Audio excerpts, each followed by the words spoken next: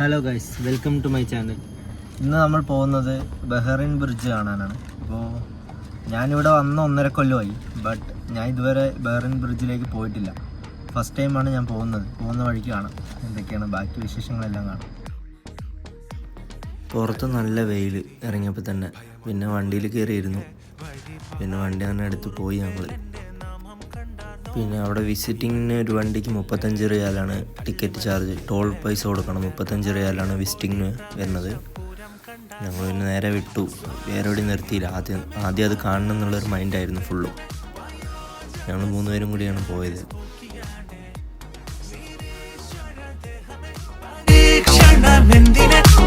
അങ്ങനെ നമ്മൾ Bahrain bridge എത്താനായിക്കൊണ്ടിരിക്കുകയാണ്. ഇപ്പോൾ ഏകദേശം നമ്മളതിൻ്റെ അടുത്തെത്താനായി. അപ്പോൾ നമ്മൾ ബഹ്റൈനിലേക്ക് പോകാനുള്ള ട്രാക്കിലേക്ക് നമ്മൾ മാറി.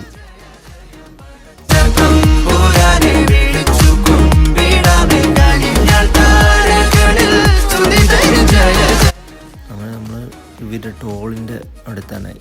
ബഹ്റൈനിലേക്ക് കിടക്കാനുള്ള പാലത്തിൽ ടോൾ സ്റ്റാർട്ട് ചെയ്യണത്. അപ്പോൾ ആ ടോളിൽ നമ്മൾ 35 റിയാൽ കൊടുത്താലേ അവർ കടത്തി വിടുള്ളൂ. ആ കാണുന്നതാണ് ടോൾ. നമ്മൾ ഫസ്റ്റ് ടൈം വരുന്ന കാരണം എവിടെ കയറിപ്പോണ്ടെന്ന് അറിയില്ല. അപ്പോൾ നമ്മൾ ഒരു ട്രാക്ക് പിടിച്ച് പോയി, പക്ഷെ അത് തന്നെ ആയിരുന്നു പൈസ കൊടുക്കേണ്ട ട്രാക്ക്. അവിടെ 35 റിയാൽ ഒരു വണ്ടിക്ക് നമ്മൾ കൊടുത്തു. അത് കൊടുത്തു കഴിഞ്ഞ് നമ്മളെ അവരവിടെ നിന്ന് കടത്തി വിട്ടു. ഈ റൈറ്റ് സൈഡ് കാണുന്നതാണ് അസീസിയയുടെ കടലോരങ്ങളാണ് ഈ കാണുന്നത്. അവിടെ ആൾക്കാരൊക്കെ നിൽക്കുന്നുണ്ട്, പക്ഷെ നമ്മൾ മുകളിലോട് വരുന്ന കാരണം നമുക്ക് താഴേക്കിട്ട് പോകാൻ കഴിഞ്ഞില്ല. ബഹ്റൈൻ ബ്രിഡ്ജ് സ്റ്റാർട്ട് ചെയ്തു. രൂപം തനി മലയാളം മൊഴിയ സംഗതി തുള്ളണ സമയത്ത് ഉള്ളണ ഭീതിയിലിറയത്ത് ചെമ്പു ചിലങ്ക ചിലച്ചിട്ട്.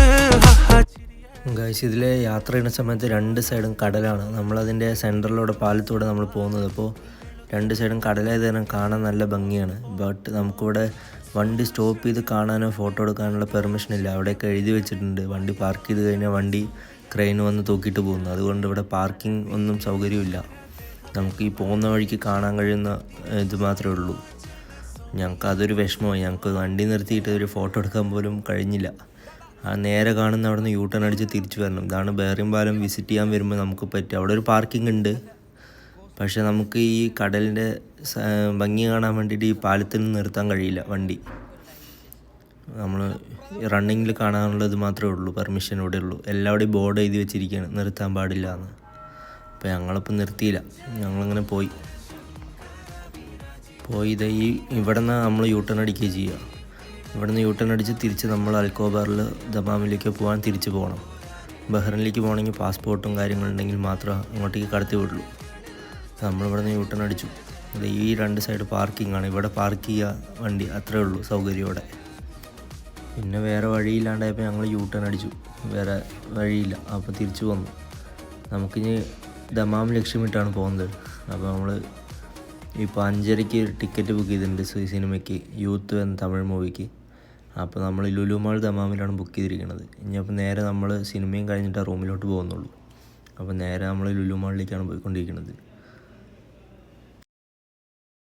ഇപ്പോൾ ഏകദേശം സമയം 4 മണി കഴിഞ്ഞു. അപ്പോൾ ഇനി നമ്മൾ ചായ കുടിച്ചിട്ട് ഇനി അടുത്ത യാത്രയ്ക്ക് പോകുന്നുള്ളൂ എന്ന് തീരുമാനമായി. അപ്പോൾ എന്നാൽ ചായ കുടിക്കാൻ പോവാ എന്ന് വിചാരിച്ച് ഇവിടെ ക്ലൗഡ് കഫേ നമ്മുടെ റൂമിൻ്റെ അടുത്ത് തന്നെയാണ്. ഇവിടെ നല്ല ചായയാണ്, ഇപ്പോൾ അടുത്ത് തുടങ്ങിയ ഷോപ്പാണ്. അപ്പോൾ അവിടെ പോയി ചായ കുടിക്കാമെന്ന് വിചാരിച്ചു. നേരെ അങ്ങോട്ട് തന്നെ കയറി. അവിടെ പോയപ്പോൾ നല്ല ചൂട് കടികളൊക്കെ ഉണ്ടായിരുന്നു.